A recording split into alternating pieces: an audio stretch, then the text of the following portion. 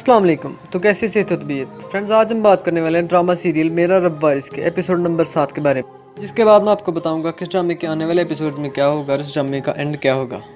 जैसा कि अब तक आपने देखा कि हारिस अपनी वालदा को किसी न किसी तरह मना के आयशा के घर ले जाता है और वहाँ जाकर हारिस आयशा को अंगूठी पहनाता है। इसके बाद अचानक से हारिस के वालिद ज़हीर साहब शादी की डेट रखने का भी कहते हैं, जबकि दूसरी तरफ ये बात दुर्दाना बेगम को बिल्कुल भी कबूल नहीं, क्योंकि वो आयशा को किसी भी सूरत अपनी बहू के तौर पर कबूल नहीं कर सकती। जबकि दूसरी तरफ जब ये बात फैज़ी को पता चलती है तो वो एक दफ़ा फिर से बहुत ज़्यादा दुख में मुब्तला हो जाता है। तो आयशा के पास जाने ही लगता है कि अचानक उसकी वालदा उसे रोक कर कहती है, मेरी एक बात सुनते जाओ। आयशा हारिस से मोहब्बत करती है और इस तरह फैज़ी की वालदा एक दफ़ा फिर से उसको रोक लेती हैं। फ्रेंड्स, ये तो थी पिछले एपिसोड की कुछ बातें। अब मैं आपको बताता हूँ कि आने वाले एपिसोड नंबर यानी कि एपिसोड नंबर 7 में क्या होगा। फ्रेंड्स, ड्रामा सीरियल मेरा रब वारिस एपिसोड नंबर 7 में आप देखेंगे कि हारिस घर पहुंचकर सबसे पहले आयशा को फ़ोन करता है, जिस पर आयशा हारिस को कहती है कि शादी से पहले यूँ फ़ोन पर बात करना कुछ मुनासिब नहीं लगता। इस पर हारिस आयशा को जवाब देते हुए कहता है कि हमारी मंगनी हो गई है और कुछ दिनों बाद हमारी शादी भी है।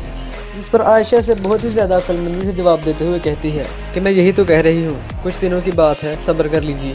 कि इसके बाद हारिस आयशा से मोहब्बत का इजहार करते हुए उसकी बात मान लेता है।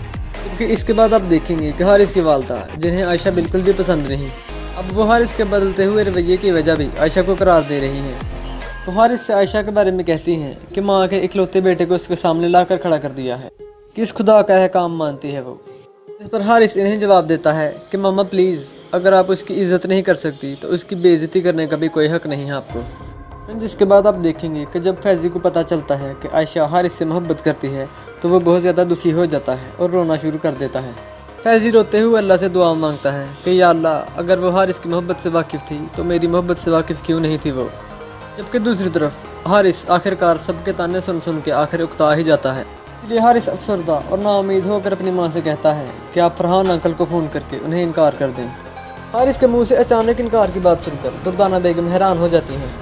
कि इसके बाद आप देखेंगे कि हारिस बहुत ज़्यादा दुखी है और उसे दुखी देखकर हारिस का दोस्त उसे कहता है कि हारिस, तू उसे नहीं भूल पाएगा।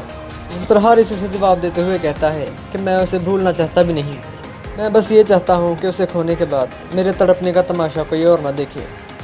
लेकिन फ्रेंड्स, इसके बाद आप देखेंगे कि हारिस की हालत बिल्कुल ख़राब हो जाती है और वो अफसरदा रहने लगता है। वो किसी से अच्छी तरह से बात भी नहीं करता। इसलिए हारिस की वालदा और उसकी बहनें मजबूरन इसकी शादी आयशा से करने के लिए राज़ी हो जाती हैं। इसके बाद आप देखेंगे कि आखिरकार वो दिन आ ही जाता है जिस दिन हारिस और आयशा की शादी होनी है। लेकिन हारिस की वालदा यहाँ भी सुकून से नहीं बैठती। रस्म-ए-हिना हो रही होती है और उन्हें अचानक किसी बात पर गुस्सा आ जाता है, जिसकी वजह से वो रस्म-ए-हिना का थाल फेंक कर वहाँ से चली जाती हैं।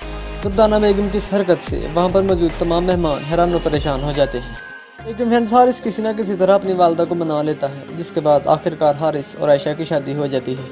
लेकिन फ्रेंड्स, कहानी यहाँ पर ही ख़त्म नहीं हो जाती। अगर आप जानना चाहते हैं कि इस ड्रामे के आने वाले एपिसोड्स में क्या होगा और आगे चलकर आयशा को किन किन मुश्किलात का सामना करना पड़ेगा, तो आपको इस ड्रामे की मुकम्मल कहानी देखना होगी, जो कि मेरे चैनल पर पहले से मौजूद है। आप वो कहानी ऊपर आई बटन पर क्लिक करके या फिर नीचे डिस्क्रिप्शन में लिंक पर क्लिक करके देख सकते हैं।